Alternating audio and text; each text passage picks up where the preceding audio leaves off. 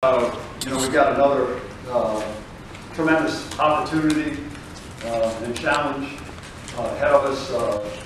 Saturday night, going out to Boise to play a very good football team.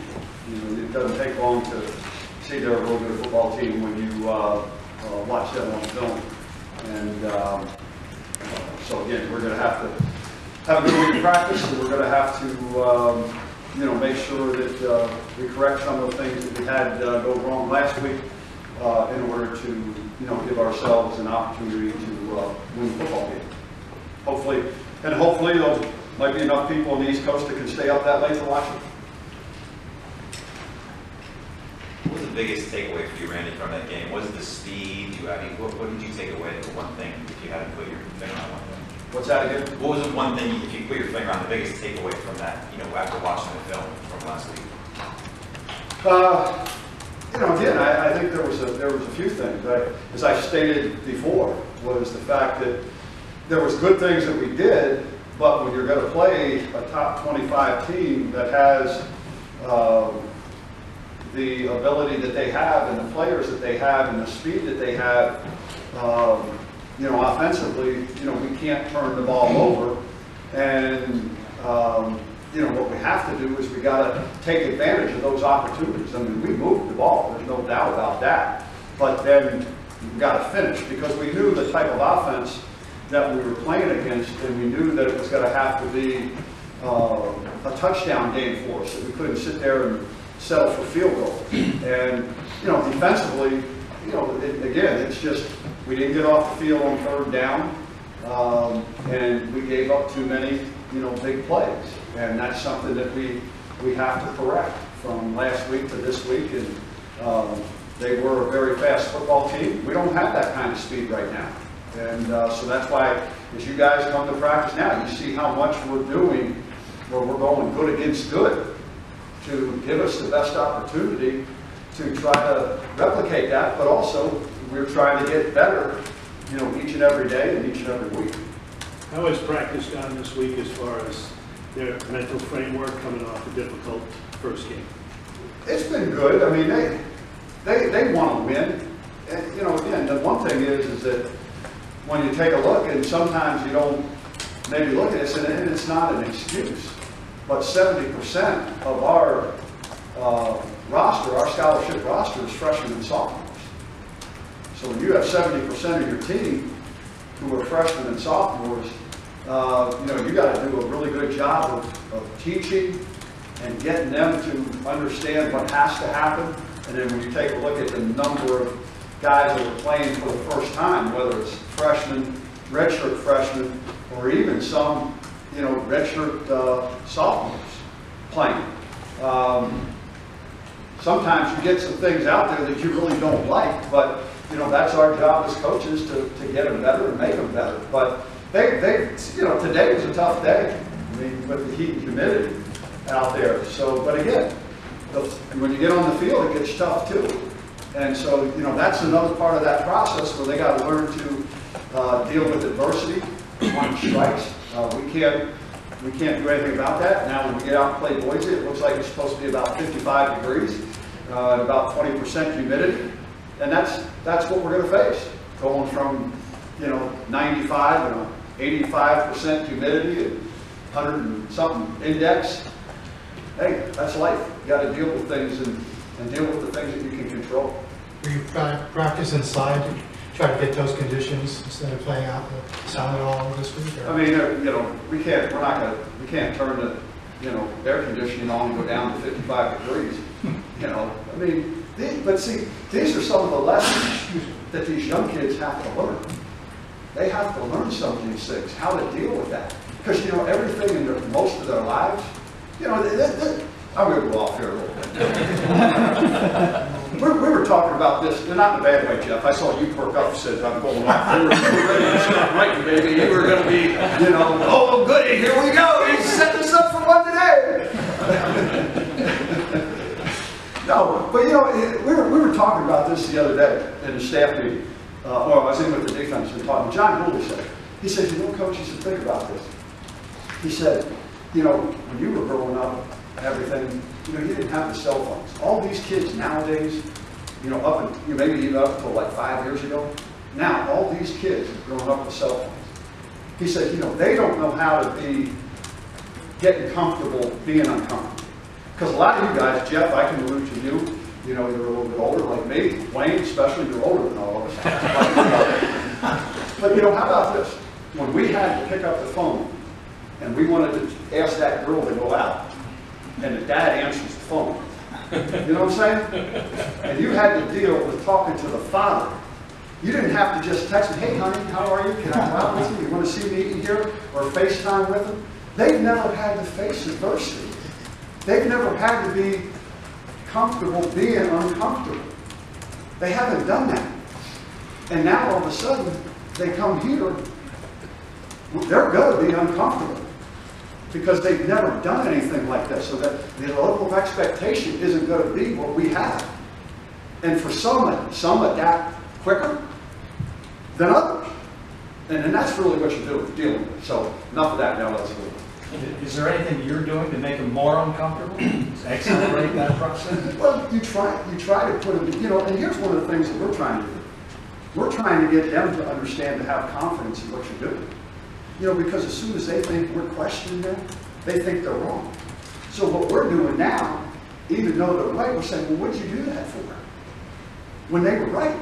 Because we want them to say, Coach, I was just doing exactly what I was supposed to do in that play. Because that's the one thing. They think sometimes they don't get it. They think when somebody gets on them or asks them a question that they're wrong. Stand up for what you believe in, and if you're right, say it.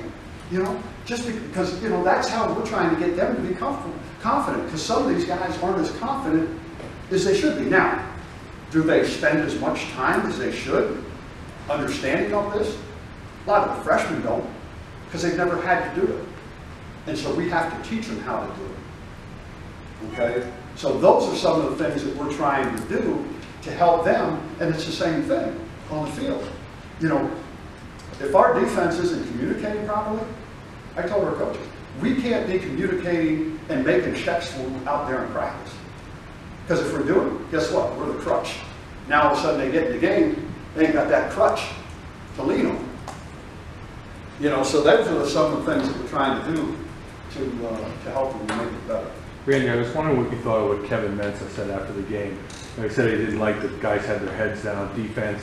Then he used the term bought in, which I know is a very general term, but I was wondering what you took of that. Were you happy that he spoke out, or did you said it in the locker room, or where does that kind of fit in the growth process of this? Yeah, I love Kevin to death, and I know what his message was, but Kevin has to learn there's certain things that you say to you guys in a public forum, and there's things that you just say in the locker room.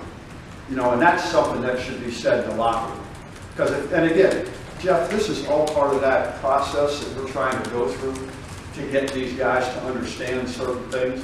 I don't have a problem if that's what he believes in, but let's do it behind closed doors. Don't, we're a family. Don't air your dirty laundry, for everybody. If you feel that way, when I have my team meetings and I say, any player announcements, get up in front of the team and express yourself. And I know what Kevin was trying to say, probably didn't express himself, in the best way doing that.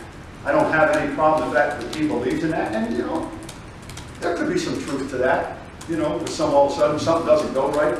Hey, that happens. Now move on. Let's make it better. And if that's what he sees, then that's when he should go and handle it appropriately within the walls of our team, locker room, meeting rooms, things like that, not out in public. Can you compare and contrast the Boise State offense to what you saw from Central Florida? Both are very good. With quarterbacks, we might be playing two of the best quarterbacks in the country in 2 straight weeks. Ripien is very good. He's probably a little bit more of a pro-style quarterback, and some of the throws that he makes are just really, really good. They're really well coached offensively. He's probably not as much of a runner, at least he hasn't been, as McKenzie was, but they're very good in terms of how they attack you. And one of the things that's impressive 9 straight years, they've had a 1,000-yard rusher at Boise. That's pretty darn impressive. And again, you just take a look at their success there, but I'm very impressed with Ricky. He's a very good quarterback, and he has good people, around him, and they do a good job of what they want to get accomplished offensively. What'd you like from KK in his first game? Obviously, made a lot of tackles, probably could have been in better spots at times. Yeah. I think what you hit it right there. I think he was productive. He wasn't always as sound, as you would have liked him to be. But the one thing he does, he has the ability to come up and take a blocker on and get rid of him and make a play, which we don't have. We didn't have a lot of that before. So was he always where he was supposed to be? No. But at least he's got some physical tools that he can do some things that other people, can't do. So now what he has to do, and again, he's got to now start studying the game and studying the opponent to make himself play faster, because again, he's a guy playing the Mike backer that's going to have to make adjustments for us. And he's got to be able to spit them out. He's never had to do that in his life. And so, those are the things that, but I was very pleased with his productivity and the physicalness that he plays with. Now, he's still got to get in a little bit better shape, and he will, because now he understands, and again, that's why we try to practice the way we practice, so the games are going to be easier, for those guys. Along the same lines, your defense did struggle at times. Were there one or two guys who you thought stood out, guys who gave you a good performance or an above-average performance on Thursday night? Yeah, I think there were guys that did that. I mean, I thought Taj Sheridan played pretty good on defense. And then I think that, we had guys offensively, Ryan Crozier, did a good job making all the calls and doing the things that he has to do. But then again, that's what you expect out of a fifth-year senior. And I thought that Camden George played really well. And I think he's getting a whole lot better. And, we had productivity at the tight end position, in terms of catching the ball. But do we still have to get better? Yeah, we still have to get better in all those positions. But there were guys that made a lot of strides and did some things really well, but then they did some other things that we got to just clean up on. And if we can do that, we'll be fine. And then collectively, like I said, defensively, we got to communicate better, and we got to be confident in what we're doing and not be afraid to speak up and be loud and direct things and talk. That's the biggest thing we got to do defensively. And then, like I said, offensively, we just got to have some guys make some plays down in that restricted area. Because now when you restrict the distance to the field, now you got to have some guys really make some plays. Either with quickness or ability to go up and get a ball, or just knocking people back off the ball. So that's the thing. We move the ball, but now when you get down in that tight area, okay, who's going to step up and make the play for you to score the touchdown rather than settling for field goals or, turning it over on downs. With Pindell, he carried the ball 22 times, and obviously he was very productive, but are there times you'd like to see him stay in the pocket a little longer if he has time to look downfield, or how do you kind of balance that out with him running it or looking for passing options? I don't think you can ever be a jockey with a quarterback and pull the reins back, because one of the things that's going to make David effective is his ability to do that and use his feet. And if he sees something and he thinks, this is what he sees, we didn't have 22 designed carries for him in the game plan. It just happened that way because of some things. And again, depending on how people play us, will dictate some of those things that he'll do with the football. But I'm never going to sit there and tell him, when you get back there and having played that position, that's all about feel and understanding your protections. But if he sees something and feels it, I'm not going to second guess him, because he was very productive, with what he did. It looked like Taj Herring spent some time on the trainer's table today. I was wondering if you had an update there, and also just more generally, how did the team come out health-wise? He's fine. Taj is fine. He always, whenever we get some heat, we have, last week he had a little bit overheated and all that stuff, but I would expect him to, to be out there tomorrow and everything. We came out healthy. I mean, that's one positive. We came out healthy. I mean, everybody else was out there today practicing. There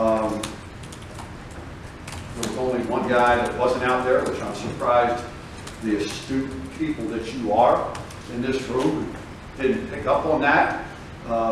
So if anybody can tell me who wasn't out there at practice today, we'll see if you guys were paying attention, and if not, maybe I'll have to do something with you like I do with the fellas. Quavon Scans? Who? Quavon? Quavon was out there. Quavon Scans? No. No? Eli? No. See, you guys are stupid. It's a scout team jerseys. It's confusing. James Atkins. James Atkins won't practice on Tuesday and Thursday because he's got class. So he's going to be, he needs this class to graduate. So he misses Tuesday and Thursday. He'll practice on Sunday and Wednesdays and the walkthrough that we have on Fridays. And, you know, he'll still be able to play in the game. So you got to make sure you pay attention to those little things all the time so they don't slip by you now. So, see, now the problem is now I really screwed myself because now you guys will come up there and then I'm going to come in here and say, Coach, what about this? You know, Take attendance now. It's always good to have a little fun. Speaking of that, there was no real pressure on Milton. Now you're playing another big quarterback. Where's the pass rush potential of this team? Well, you know, sometimes, Jim, you know, the ball comes out very, very quickly. You know, that's one thing with Central Florida. They don't hold the ball very long. And, you know, we did have some pressure. We took some poor angles a couple times, too. And and against a guy that's athletic like that, you know, if we didn't keep the ball on the right pad, he took a little step up and we were going to the inside instead of keeping it on our inside pad, you know, and then he gets outside around us. But that's an area where we got to get better at. You know, we got to get better at that.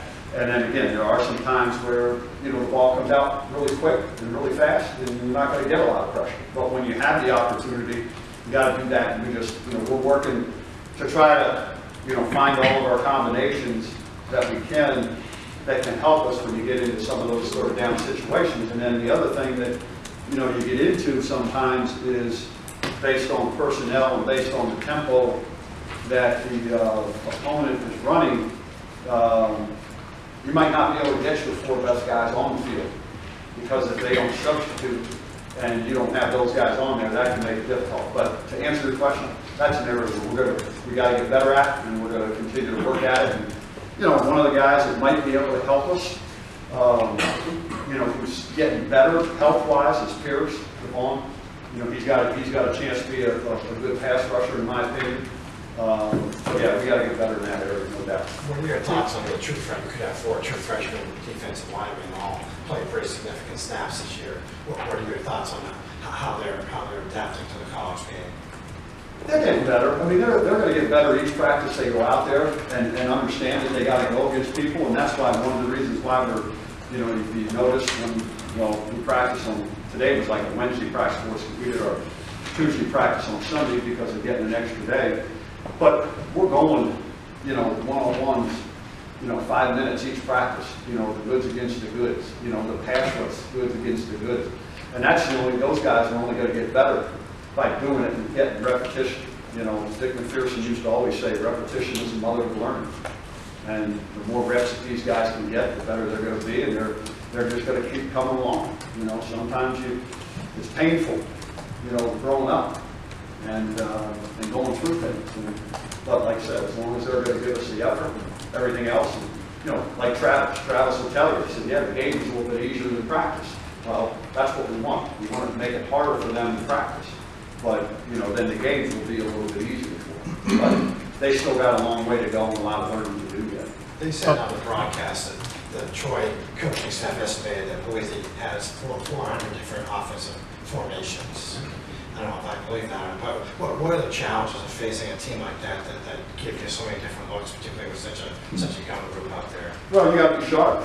You know, you got to be sharp, and you got to understand, and you know, you can't let all the minutia try to get there. You know, it's, you know, what you got to understand is when they get in certain things, and I'm sure they'll have different things for us, but you got to, you know, just understand, does it end up in a 2x2, 3x1?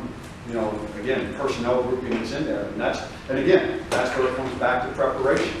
and knowing, what they do out of certain personnel groupings and the sets that you can see, and knowing that if you just recognize those things, you're going to be able to play a lot, and then just, reap your keys. Randy, were there a number of plays that David ran on Thursday that were design runs as opposed to him scrambling and trying to make the play? I don't have that right in front of me, Rich, but, what we're going to do is we're going to, one of the things with David, he's one of the guys that can make plays for us. So, when you have a guy who can make plays, you're going to give him the opportunity, to do that. And, I'm sure there's going to be teams that, as we continue to go throughout the season, they'll do some things schematically to probably try to take him away. And there's things that we'll have to do to help ourselves to make sure that doesn't happen, because he can be very effective. But, we're going to do what we have to do in order to move the ball and make us the best we can offensively, but also to understand, too, there comes a point in time, with him that we got to, I don't want to say be smart, but, he's not a running back where you're going to have him carry it, 30 times a game. But, if all of a sudden we break down or something, people are playing us man coverage, and, seam opens up and he sees it, you're not going to take that ability away from him. Taking away productivity offensively, how did you assess the job OC John Dunn did? It seemed the pace of the play calls was pretty good. Did you think the same thing? Yeah, I thought John did a good job. I thought we had a good plan. We just didn't finish some of the things in the red zone. But again, I think that's pretty good defense, too. So we did move the ball, but like I said, we want to score more points, and that's one thing we have to do. And that's where we got to get some people that can step up and make some plays and make something happen in those areas. But again, when you run 87 plays and you have it for 38 minutes, granted, we gave up big plays on the other side, but if we could have just done some things to make them go a long way, we would have helped ourselves, But if we can get that same type of productivity, eliminate the turnovers and finish, down in the scoring zone, then I think we're going to be that much better. Is Mike Tarbuck okay? I didn't see him do much today, kicker. Yeah, because Wednesday is a day they really don't kick. He was out there now. See, now I got you. No, we did kickoffs today, so he was doing kickoffs, but we don't do extra point field goal, and then because of the twos running there at the 2 minute at the end with the field goal, the twos go there. But no, he's out there. But Wednesday is not a extra point field goal day, for us. Which I know it's a Tuesday, but for us it's a Wednesday. This could be like the longest road trip in program history. What are the challenges for taking a road trip that far? Well, we're leaving Thursday. We're leaving Thursday, and to get out there, to get acclimated a little bit. I think it's worse on the back end than it is on the front end. To tell you the truth. Getting out there and 2 hours behind, it's coming back. We're not going to get back here until land, I think, around 7:30 in the morning on Sunday morning. And then until we get to the facility here, we're going to come in, they're going to have treatments, they're going to have breakfast, and that's it. Nothing the rest of the day, and then they're off on Monday. On the back end, as opposed to the front end. Randy, cover a couple of them. Randy, I just want to ask you about, I know you said about feel for David when he runs. At least in my eye, the first game, he did a pretty good job of not putting himself in a position to get really bad hits when he did it. And after Brian last year, seemed to risk a lot on everything. Do you coach that, or do you let him do that by feel? And what was your kind of observations on how he was able to kind of I thought John has done a very good job of coaching David, on certain things in terms of, when you got a chance to get out of bounds, go ahead and get out of bounds. Don't take these extra hits that you have to take. You come up and you got an open space and maybe you have the first down, go ahead and slide.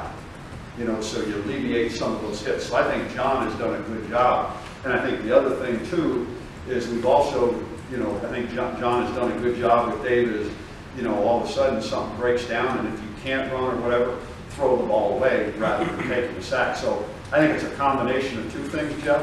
I think it's, you know, John's coaching ability and teaching David, you know, what to do, and then David listening and being coachable to understand that, hey, you know, me getting an extra yard isn't going to be worth, you know, getting hurt. You know, so I think, you know, his knowledge of the game, the knowledge of situations, but most especially, I think, you know, the coaching of what John has really tried to tell him to, you know, take advantage of your body and don't get yourself beat up when you don't have to. They had 4 turnovers in the last, a lot of the team, they were forced by their front, their defensive front. How impressed are you with the guys that they have up on their Boise? Yeah, D-line. Defensively, they're very good now. I mean, this is a really good football team. They're very sound, they're very well coached, they're very in tune to what they're doing, and the guys play extremely fast, and they run very well to the football. And that's the one thing. You know, they thrive on turnovers, and you know, we've got to really do a good job of being smart and recognizing some of the things that they do. But we're gonna have a big challenge in front of us offensively. There's no question about that. All right, appreciate it.